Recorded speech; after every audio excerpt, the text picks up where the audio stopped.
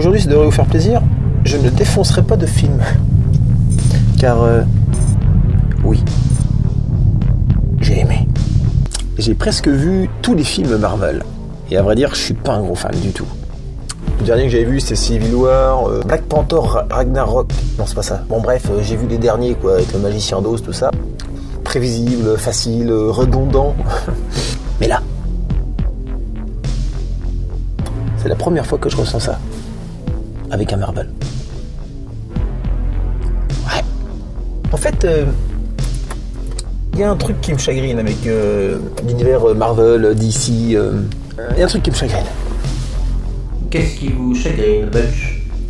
Quelque chose vous pose problème? Ouais. Et quel est ce problème? La mort.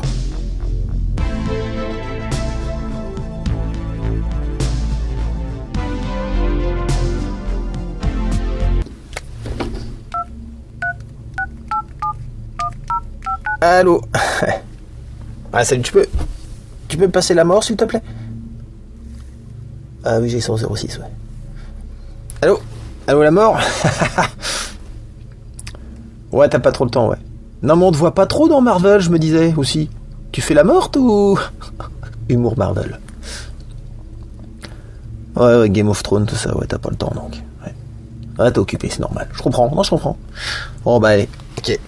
Bah, écoute, sinon, à bientôt, enfin, non. Le plus tard sera le mieux, pour moi. La mort ne parle pas beaucoup. Ce qui manque à toutes ces histoires, en fait, c'est la mort.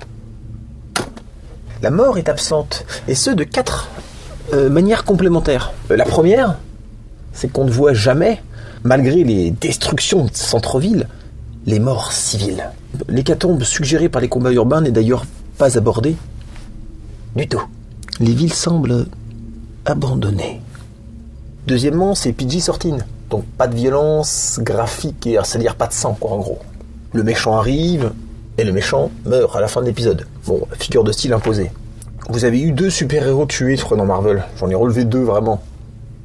Vous avez le copain de Nick Fury, hein, qui s'appelle Phil Coulson, personnage que tout le monde a oublié, mais bon, il se fait poignarder comme une merde, dans Avenger. Il y a très peu de sang. Et puis vous avez, dans Avenger 2, un autre mort, c'est la mort de... celui qui va vite, là, le... Merde. Rapidman, là, Speedy Boy, je sais plus comment il s'appelle. Pareil, il se prend une balle, hein, je crois, et c'est plutôt... pas violent. Hein. C'est pas Reservoir Dogs. Tu sens tout de suite qu'il y a une volonté, quand même, de... Et il est mort. Il est mort. Enfin, il fait dodo, voilà. Pas de traumatisme, s'il vous plaît. Hein. Il y a Hulk, tout va bien. Troisièmement, ils sont pour certains indestructibles. Les personnages sont trop balèzes, il n'y a rien de dangereux pour eux. Et donc, oh mon Dieu, il y a Hulk qui tombe du 3e étage. Oh. Bah non. La seule question que tu te poses, tu te demandes si t'es garé en bas de l'immeuble quand il va atterrir, parce que toi tu sais que ta voiture est pas assurée contre les chutes de super-héros. D'ailleurs, à vrai dire, il y a très peu de compagnies d'assurance qui assurent contre ça. Il suffit de voir le bordel dans les centres-villes qu'ils font à chaque fois qu'ils débarquent. Logique. Et en 4, donc là, 4e absence de la mort. Et là, c'est l'estocade finale, j'ai envie de dire. C'est plutôt bien. Donc c'est la mort de la mort, puisque on sait qu'ils vont ressusciter. Donc là, voilà. Pareil pour Sangoku dans Dragon Ball. Enfin, il n'y a pas que les comics, hein, mais voilà, c'est un truc classique. C'est agaçant. Donc la mort n'est pas là pendant 18 films, donc très peu. Et voilà que Marvel te zigouille la moitié du cast en 5 minutes. En mode Game of Thrones, quoi, tu vois. Avouez que c'est pas tous les jours. Admettez qu'il y a tout de même un contraste entre 0 mort et 50% du cheptel qui dégage. Comme ça. Une mort collective, cataclysmiquement calme. L'inéluctable évaporation randomesque après l'échec. Pas de boum boum, pas de musique orchestrale, pas d'humour Marvel. Même pas une petite blague du lapin. Non, rien. Juste la mort. Ah, on me dit que comment? Un lapin. Ah, c'est sûr c'est un lapin ou pas? Parce que... Je pense que ça restera une scène culte de Marvel, honnêtement. Comme quoi, le drame, ça marque. Les voir aussi invincibles pendant 18 films et se faire écraser comme ça, ça c'est beau. Ça c'est de l'héroïsme. Et ça me permet de rebondir sur un autre truc. Je dis que c'est quand on affronte la mort que l'on devient un héros. Et ouais. Superman, Hulk, Deadpool. C'est pas des héros, ça. Encore moins des super-héros. Et oui, les mecs, ils risquent rien. Ils se reconstituent tout le temps comme Wolverine, des trucs qui sont incassables, y a pas de mérite. Les grands guerriers sont ceux qui n'ont pas peur de risquer leur peau, Marty. Ouais Doc, mais qu'est-ce qu'on fait dans cette chronique? Aucune idée, Marty. Ce qui compte, c'est d'avoir des invités qui ont de la gueule. Vos qualités de philosophe n'ont d'égal que vos facultés d'imitateur. On ne songe pas forcément à s'amuser quand on fait la chronique d'un film. Mais ça... ça fait plaisir. Et la mort dans les comics. Je m'en souviens notamment d'une. Hein, j'étais plutôt jeune. C'était la mort de Supergirl dans DC. Jeune, ça m'avait marqué. Dans un épisode où tous les super-héros DC affrontent un espèce de Thanos à eux. Il s'appelle Anti-Monitor, pour ceux qui connaissent. Et là, on avait Supergirl qui se sacrifiait pour sauver Superman. Elle mourait. Et je m'en souviens encore, malgré le spoil de la couverture, cette mort était un événement dramatique surpuissant. Une page, bien plus mémorable à elle toute seule que les 30 pages de combat qui la précédaient. Et ça fait 30 ans. Et il me semble, après avoir vérifié, que cette couverture et cet épisode fait partie du top 10 ou top 15 des meilleurs comics d'ici. La mort, c'est l'enjeu ultime. Pourquoi se priver d'une telle arme scénaristique? Alors, butez-les, bordel. Faut que ça pisse le sang. M-Control, est-ce que vous pouvez désactiver le mode analyse théorique? Mode analyse théorique désactivé. Merci. Venons-en au film quand même. On va essayer d'analyser ce film en particulier donc. Car vous l'avez bien entendu au début, dans l'introduction, j'ai dit que j'avais aimé. Et c'est vrai. J'ai aimé. D'abord la bande-annonce, avec la musique de Silvestri, qui a fait la musique de Predator au passage, et de Retour vers le futur, pour ceux qui ne savent pas, et aussi de Delta Force. D'ailleurs, je kiffe la musique de Silvestri. Mais ça, c'est pas une phrase qu'on a besoin de prononcer normalement. Non. On kiffe la musique de Silvestri. C'est pas une question. Tu vois, par exemple, Maroon 5. Bon, là, il y a question. Bon, mais pas avec Silvestri. Non. Donc ouais, cette bande-annonce avec la musique de Silvestri et les tirades de Thanos, qui était vraiment passionnante. On nous posait vraiment un... Bam! Quasiment un épisode qui serait le climax des 10 ans de Marvel qui ont précédé. La bande-annonce était bien faite parce qu'elle ne spoilait rien d'important, notamment au niveau des pierres. Ils avaient pris soin de les gommer. Ils avaient 2-3 personnages qui n'étaient pas là, mais en fait qui étaient là, ou l'inversement. Bon, c'était bien fait. Elle nous vendait un méchant aussi éloquent que charismatiquement éloquent. Oui, j'ai fait un doublon là, ouais. Bon, coupe au montage. Hein. Ouais. Le point fort de ce film, c'est la réussite aussi inattendue que captivante de... Comment vous avez dit qu'il s'appelait déjà? Thanos. Ah oui, Thanos. D'ailleurs, c'est son film en fait. Ils auraient pu appeler ça The Thanos Quest. The Power Glove of Thanos. Les meilleurs méchants sont ceux qui ne se considèrent pas eux-mêmes comme méchants. Et c'est le cas ici. De son point de vue, il vient nous sauver. Quand j'en aurai fini, la moitié de l'humanité aura la vie sauve. Il a l'air 100 fois plus sage que le plus sage des Avengers. Mais même mélancolique au final. En plus, il a des putains de punchlines de déglingo. Le mec annonce la couleur, quoi, tu vois, sans arrogance. C'est un parfait équilibre. Comme toute chose devrait l'être. Bientôt, vous apprendrez ce que ça fait de perdre. D'être absolument certain d'avoir raison et d'échouer malgré tout. On ne songe pas forcément à s'amuser quand l'équilibre de l'univers est entre nos mains. On ne songe pas forcément à s'amuser quand on fait la chronique d'un film. Mais ça... ça me donne le sourire. Ça fait plaisir.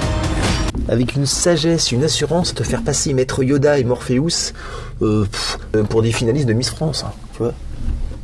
Alors il est captivant parce que déjà ils ont pris Josh Brolin. On est d'accord, ils ont pas casté Kev Adams, hein. Ils ont pris un mec qui avait de la gueule. Parce que quitte à prendre un acteur, autant prendre un qui a de la gueule. Et si on regarde le travail des visages de Thanos en CGI, je pense que ça a dû bouffer au moins la moitié du budget ordinateur CGI du film, parce que c'est... j'avais pas vu ça depuis Gollum dans le Hobbit, hein. C'est impressionnant. Il est beau à regarder, et il a un visage... c'est incroyable. Franchement, super réussite. Ceci dit, je pense qu'ils auraient gagné à le faire avec un corps en vrai. Ils auraient pu prendre la montagne.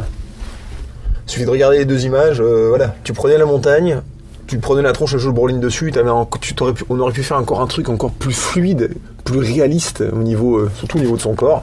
Parce qu'on sent qu'il y a une disproportion, un gros travail sur le visage, il y a un peu moins sur le reste du corps, même s'il est bien fait. Hein. Regardez-y de plus près, vous verrez. Voilà, c'est pas pareil. Donc ils auraient dû prendre la montagne, moi je dis. Ou un mec musclé, on s'en fout. Comme quoi, selon moi, on n'est pas encore au max. Il y a des passages forts dans ce film qui sont essentiellement les apparitions de Thanos, la mort de... Pourquoi elle est verte en fait? On sait pas pourquoi elle est verte elle. Ça doit être la petite sœur de Hulk. Moi question de pigmentation. Moi j'ai l'œil, moi je repère ce genre de truc. La mort avortée d'Iron Man, qui est pas mal du tout en fait, parce que... Enfin, quelque part, je me dis, c'est con parce que là, il tenait un truc, là. Putain, t'avais la musique, il se bat, et poum! Il l'empale, la musique s'arrête. Tu fais, ok. Donc là, ils vont tuer Iron Man. Ah, il joue assez bien, l'acteur, parce qu'on dirait que lui-même a un doute. Il se dit, putain, c'est con, mais je l'ai lu le script pourtant, mais je sais que je meurs pas dans le film, c'est... Bon, finalement, Iron Man ne meurt pas. Bon, c'est tout. En 2 secondes, on sent qu'il a un doute, l'autre, hein. Alors, il y a le retour de Thor, qui est bien épique. Faire chuter un héros, donc Thor Ragnarok, pour après lui faire traverser plein d'épreuves et le faire revenir après un pénible voyage. C'est un classique de la scénarisation qui marche à tous les coups. Et remarque perso concernant Thor, l'histoire qui se passe dans le 3 et dans celui-ci, c'est exactement l'histoire du premier Thor. Il perd son marteau. Bon, en même temps, qu'est-ce qui peut arriver d'autre à Thor que de perdre son marteau?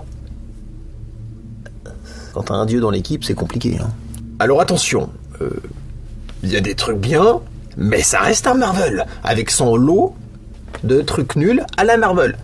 Oh, putain, il y a un chat là. Il y a un chat dans le vaisseau. Oh, le chat dans le vaisseau, je supporte pas ça. Putain, déjà dans Alien, il y avait un chat dans le vaisseau, ça sert à rien. En plus, les chats, ils t'avertissent même pas quand il y a un monstre. Oui, casse-toi. Ça reste un Marvel avec tout son panel de défauts habituels. Et donc, je ne vais pas déroger à la traditionnelle autopsie du...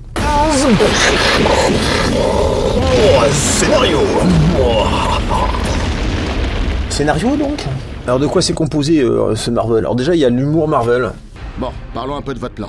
Je le trouve excellent à ceci près qu'il est nul. Alors laissez-moi faire le plan et comme ça, il sera beaucoup mieux. Wow. Il y a l'humour Marvel, alors moi j'aurais déjà, perso, hein, j'aurais tout dégagé, parce que ça diminue la tension dramatique du machin. Il y a des blagues assez bien osées, il y a des trucs un peu fous, comme ça, des blagues assez, notamment avec Drax, qui fantasme sur le corps de Thor, c'est un peu chelou comme histoire. Voilà, Voldemort, blabla, bon, ok, il y a 2-3 blagues, mais moi j'aurais tout dégagé. Franchement, on s'en tape. On n'est pas là pour rigoler, on est là pour sentir la... Ah, tu vois, c'est totalement contre-productif, c'est dommage. Alors premièrement... Il y a une incohérence qui chipote depuis un moment dans les Marvel, c'est l'incohérence des personnages qui ont 0 pouvoir. Par rapport à Red Witch, Iron Man, Hulk, Thor, il y en a, tu te demandes ce qu'ils foutent là, hein. Non mais Anne Romanoff, bon je suis pas tombé loin. Que fais-tu là, quoi? À part te mettre en danger. Je me demande ce que tu fous là, ouais, en effet. Et lui, là, allô? Il tire avec un fusil de l'armée française, calibre autant. En matière de dévastation, on a connu mieux quand même. Et il fallait me le dire, hein, je t'aurais prêté un nerf. Puis c'est marrant parce que le mec là, il a un bras en fer, mais il sert à que dalle en fait. En gros, c'est juste une prothèse. Le mec est cotorep. Ça devait être le quota handicapé obligatoire dans Marvel, j'en sais rien. Et la belette. Et la belette là, mais c'est pareil, elle aussi, qu'est-ce qu'elle fout là? Ou elle a un fusil, mais enfin bon. Le truc il pèse même pas le poids d'une cuisse de Scarlett Johansson. Ce n'est pas une belette. C'est pas une belette? Bah c'est déjà bon, c'est pas une belette, c'est pas un lapin. Voilà, on va finir par le trouver le truc. Puis il y a celle-là aussi. Alors là, donc carrément la nana l'attaque avec une arme de l'Antiquité. C'est bien. Non bah c'est toujours, hein. Essayez de nous faire croire que des gugus avec des fusils mitrailleurs ou même une lance ont leur place parmi des sur-êtres. Mais putain Tony, file-leur des armures d'Iron Man. T'en as plein. War Machine, Spider-Man, Banner, ils y ont bien eu droit eux. Pas très cohérent tout ça, hein. Bon après t'as toutes les incohérences classiques chez Marvel quoi.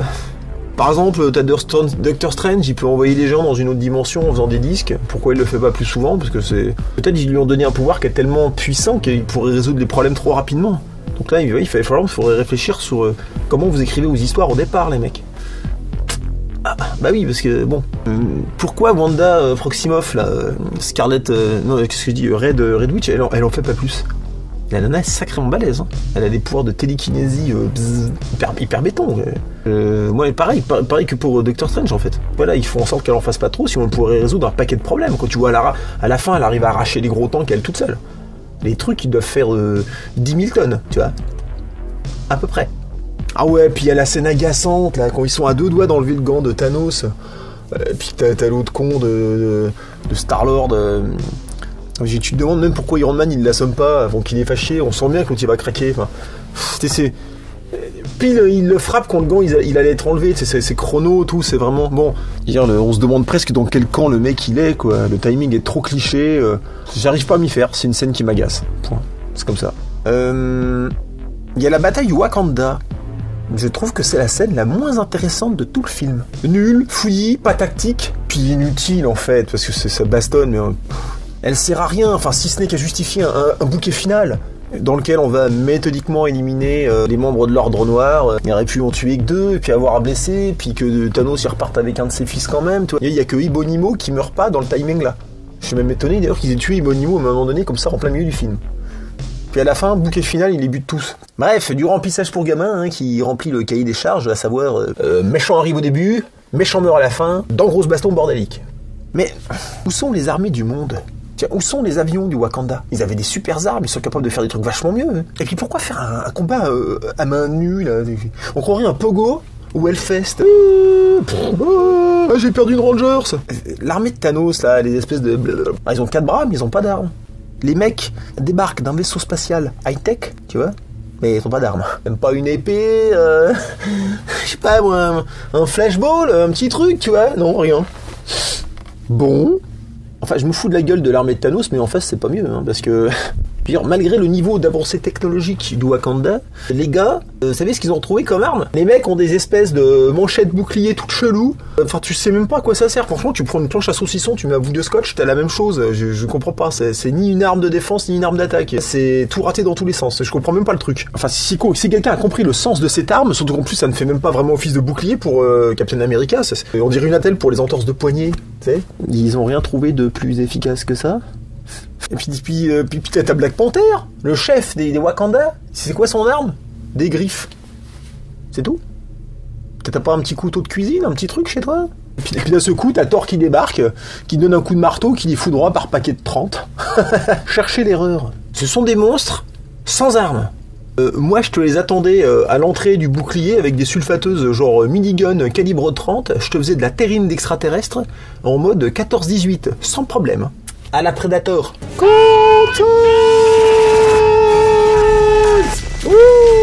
Le Wakanda, c'est la seule civilisation au monde qui a tout inventé sauf les flingues. Alors que la sécurité, si j'ai bien compris, c'est un petit peu leur truc. Hein. Ils se planquent à fond, ils ont peur du monde extérieur et tout. Bon, ok, soit. Apparemment, il n'y a pas de bandits chez eux, il n'y a pas de police, il n'y a rien en fait. Tout le monde est gentil, quoi. Bataille de merde. Franchement, c'est fin nul de se battre comme ça avec des coups de poing. Il y a la dernière scène dans la forêt verdoyante. Bof, en fait. C'est le décor qui me gêne, hein. Drôle d'endroit pour un final aussi dur. Je dirais même que ça a même pas l'air dur du coup, parce que comme c'est tout mignon, on se retrouve dans un jardin des plantes, ça a l'air cool quoi en fait, ça va, ça passe. Je pense que la scène aurait gagné à être jouée dans un endroit plus torturé, plus détruit, plus sombre. Ça aurait été vachement plus dark. Bon, pour finir, oui, t'as Thor qui coupe pas le bras. Ok, il était pas forcément bien visé, hein. Il a déjà réussi à en foutre un coup dans Thanos, c'est déjà pas facile. Puis pourquoi est-ce qu'ils préviennent Captain Marvel qu'à la fin ? Oui, c'est vrai.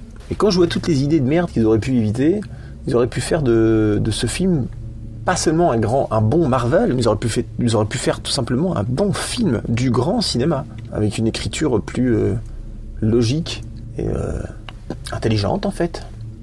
Alors, conclusion.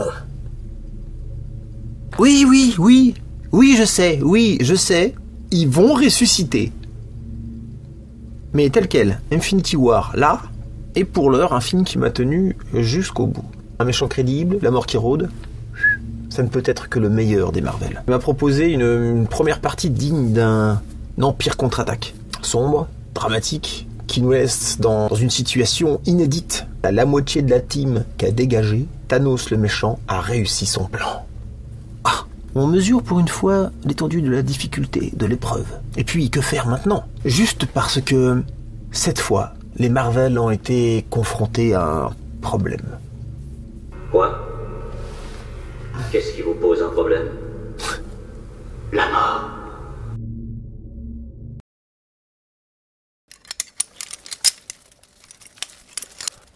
Ouais, il me l'a prêté. Bah, il s'en sert pas entre le 3 et le 4. Je pourrais aller voir le 4 si j'ai la peur du temps. Ah, c'est pas con ça.